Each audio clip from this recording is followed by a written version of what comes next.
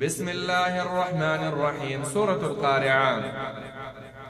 و سورة القارعة کی هم د قیامت احوال اغا ذکر کی، یعنی انسان ویریگا د قیامت د حالاتونا دا ورس خامخا راتلونکې ده. بسم الله شروع کوم په امداد د نوم د الله تعالی باندې. الرحمن داس الله تعالی چې عام رحم کوونکی دی، الرحیم داس الله تعالی چې خاص رحم کوونکی دی. القارعة هغه افت چې زړونه ټنګونکی دی. قارعه د قرع نه دی، ټنګولو ته ویل کېږي چې اوچت اواز پکې وي، یو شی ټنګول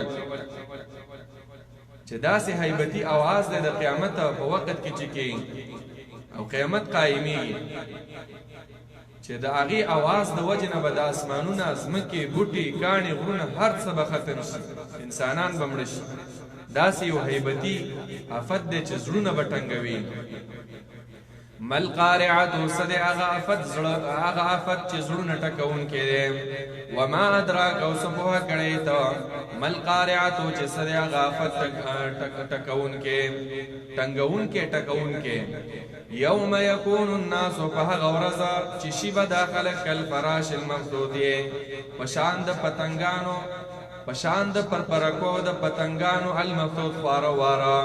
داسې سخته ورځ ده چې انسانان به د دې پتنګانو پشان دا پرپرکي نه وي، د دې پشان خواره واره به شي، یو طرف ته او بل طرف ته به لاړ شي او د الله دغه هیبت د وجې نه. وتکون الجبال او شي به دا غرونه کالعهن المنفوش پشان ته د هغه وړی المنفوش چې هغه ډانډس کړی شوی ده. دا وړی چې کومه ده چې ډانډس کړی شي او هغه ډېره نرمه شي، بیا په هوا باندې الوزي. نو رب العالمین فرمایي چې په دې غرونو دا مضبوط غرونه دا به داسې شي. د دې غرونو باره کې په قرآن کې مختلف احوال راغلي د غرونو باره کې.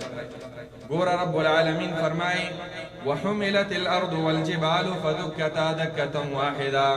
دا مضبوط غرونه دا براوي استلې شي، دی له به یو جټکه ورکړی شي، د خپل ځای نه به الله پاک لرې کړي. بیا به دا غرونه دا به روان کړی شي په هوا باندې. وهي تمر مر السحاب ويوم نسير الجبال واذا الجبال سيرت. روان بشي، اول به د خپل ځای نه وخوځي، بې ځای بشي، بیا به روان شي. بیا به رب العالمین زره کی وبست الجبال بسا. بیا به پشان د شګو چې او پشان د دې وړی هغه دوړولی شوي، هغه ډانډس کړی شوي، داسې به وار شي. وكانت الجبال كثيبا مهيلا وتكون الجبال كالعهن المنفوش. دا معنا ده بیا د هغې نه پس په هوا کې به والوزولی شي، بلکل خواره واره به شي.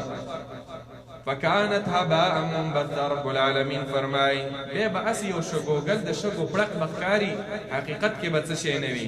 فکانت سرابا شي به دا په شان د شګو د پړق، بیا به بلکل کأنه لم یکن شیئا، بیا به هیڅ څه شی هم نه ښکاري. دا ټول احوال پرې راځي.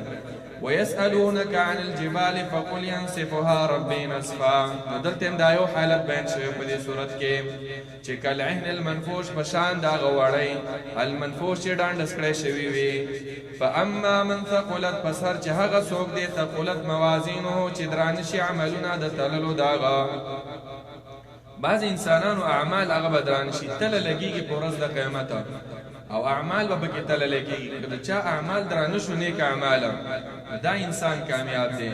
فهو فی عیشة، نو دغه انسان به په ژوند کې وي راضیة خوشحاله ژوند کې به بیا دا انسان وي.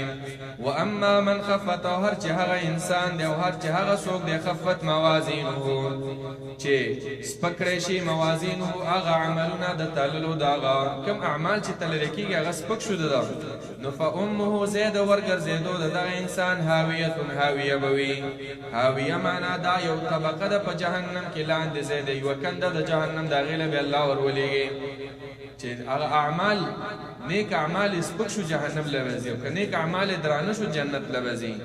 وما ادراک، او څه پویه کو تعالی رای پیغمبره ما هي چې څه ده دغه هاویه کنده چې دغه ګناهګاران به ورله ورځي چې چا نیک اعمال سپک شوي وي. نار حامیه، دا اور دی حامیه ډېر ګرم اور دی، د هغې له به بیا ورځي.